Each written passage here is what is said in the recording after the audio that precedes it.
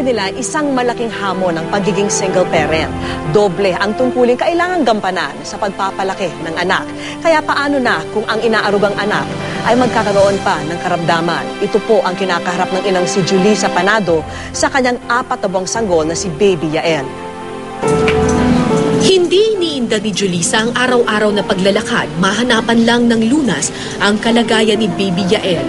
Saan man magpunta, akay-akay niya ang 4 na buwang sanggol na ipinanganak na may lumalaking bukol sa ilalim ng dila.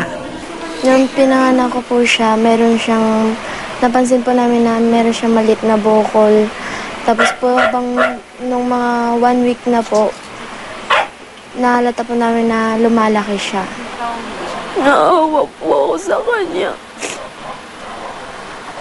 Pag dumididi po siya, lagi siya nabubulunan. Doon din po ako kinakabahan. Bilang una sa magkakapatid na nakapagtapos ng high school, kinailangan ni Julissa na tulungan ang kanyang pamilya. Umalis siya ng Capiz at nagtrabaho sa Maynila. Ngunit ang pangarap na maging kaagapay ng pamilya, naglaho sa di inaasahang pagbubuntis. Sama-sama po kasi ng loob ko sa kanya. Wala man lang po siya naibigay na kahit konting tulong para po sa baby ko. At sa kabila ng pagiging single parent, determinado siyang ibigay ang bawat pangangailangan ni Yael, maibsan lang ang paghihirap ng anak. Nakikitara ngayon ang mag-ina sa kanyang kapatid, isang paalala na hindi siya nag-iisa. Minsan nga po parang susuko na siya kaya lang sinabihan ko siya na wag na siyang paglaban niya kasi nandyan na yan ginawa niya yan. Paglaban niya na wag siyang sumuko. Nang ipasuri ang bukol ni Yael sa isang espesyalista, napag-alaman na isang klase pala ng tumor ang bukol na tumubo sa sanggol. Ang tawag kasi hemangiolymphangioma. Meron yung ugat na dugo ang dumadaloy, merong mga ugat na lymph ang dumadaloy.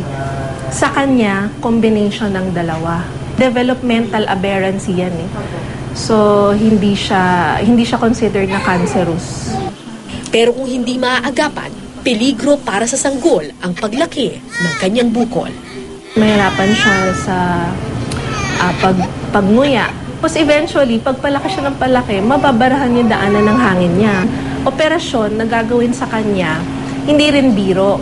Major operation ito. So, yung cost niya nasa maximum. Pag nakita nila na may konting discoloration, tapos may konting umbok, patingin na nila sa doktor. Sana may tumulong sa amin din na magpagamot sa kanya para makaraos din siya na hindi na siya mahirapan dyan sa sakit niya. Mahalaking halaga po ang kakailanganin ni Baby Yael sa mga operasyong pagdaraanan niya para mawala ang bukol. Samantala, nagpapasalamat po ang GMA Kapuso Foundation kay Dr. Lira Veloro ng Philippine Children's Medical Center sa pagsuri kay Baby Yael.